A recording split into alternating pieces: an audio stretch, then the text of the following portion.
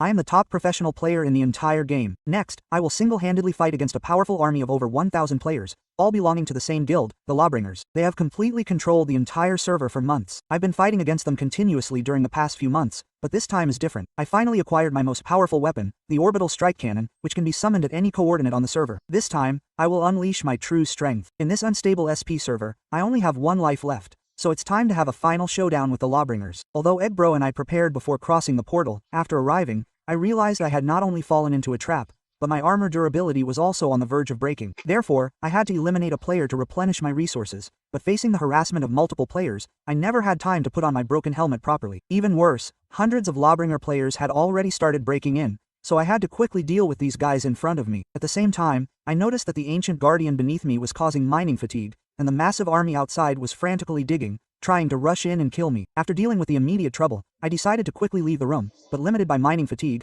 I struggled to dig away even one block of stone after half an hour. Due to the time constraint, the players outside had already rushed in. Although they immediately cornered me and attacked me fiercely, I seized the opportunity to slip out through the entrance they came through. By the time they reacted, I was ready to let them taste my strongest weapon. However, after waiting for a long time, the nuclear bomb didn't fall from the sky. Only then did I realize that because we were in the Nether Realm, and the orbital strike cannon wasn't in the main world, our weapon was completely ineffective here. Currently, in order to avoid being killed by this group of players, we have no choice but to activate the escape plan. That's right, we have to escape as quickly as possible, because at this moment we don't have rockets or whirlwind missiles, which means the power of the heavy hammer cannot be fully utilized. And under the relentless attacks of these players, my golden apples are constantly being used up. This obviously isn't a sustainable situation, so my friend Egg and I seized the opportunity to run towards the top of the tower. Using the passage we built in the void, we began to desperately escape. Thanks to the excellent teamwork between Egg and me, we were able to temporarily escape their pursuit. At this point, the Law Legion has completely blocked our return to the main world. Their goal is clear: to trap me in the Morph dimension. At this time, we are in a precarious situation. Just as I was frantically thinking of a solution, Egg's suggestion instantly gave me an idea. He suggested that we find Mick, the guardian of the Morph dimension. Since Mick is our friend, he will definitely lend a helping hand. Fortunately, Egg knew Mick's exact location, so we immediately set off. However, when we arrived at Mick's temporary residence, we learned that because the Law Legion had already occupied Morph,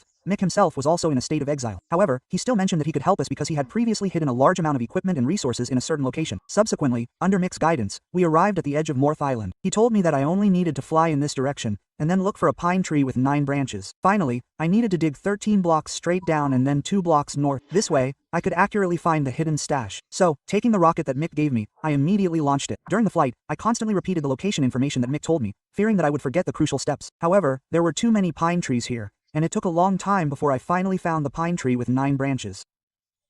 So I quickly dug down, but due to a miscalculation on my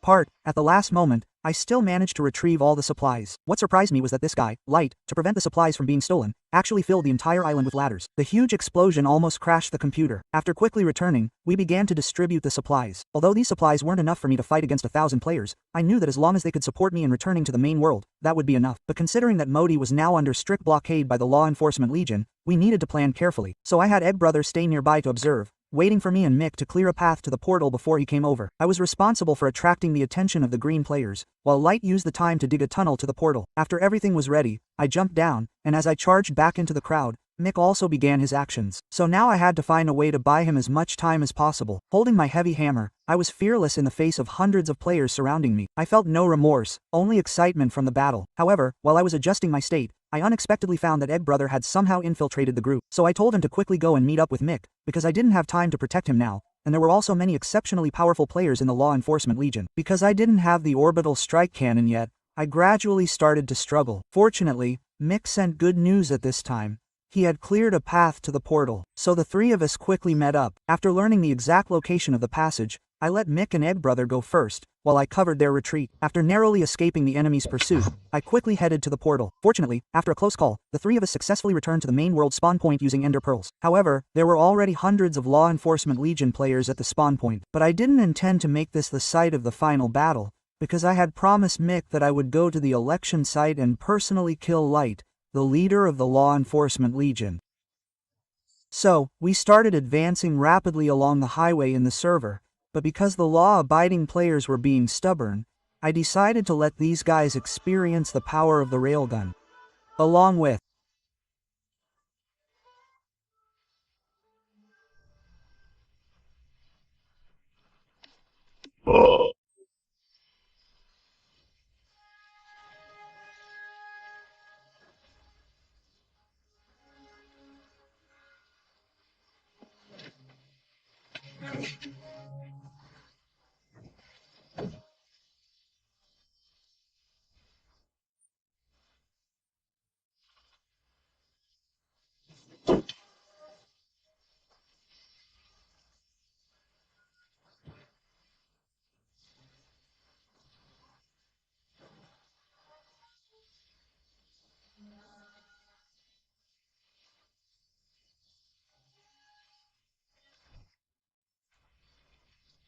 HNO, bro.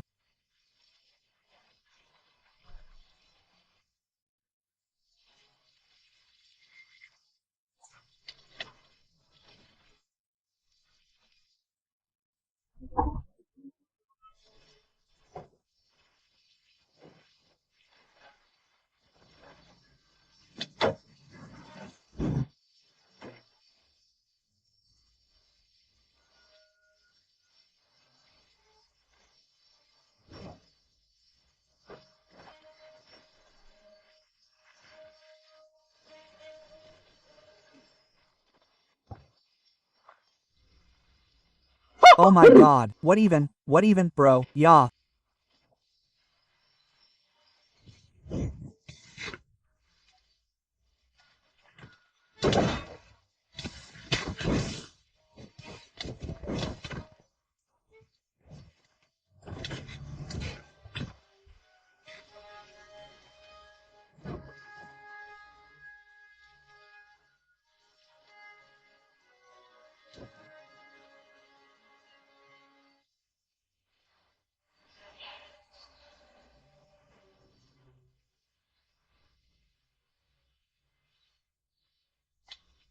As the elimination messages in the bottom left corner kept flashing, the players throughout the server were shocked. After a battle lasting over 2 hours, the original 1,000+ law-abiding army was almost completely wiped out. After clearing out the remaining few stragglers, the entire server fell silent. Now it was time to head to the election site to find the fourth and final target for elimination. Seeing him alone, I couldn't help but doubt his courage. However, just as I was about to let him say his last words, this cunning guy actually brought out the Pirate King Jack, who had been arrested earlier.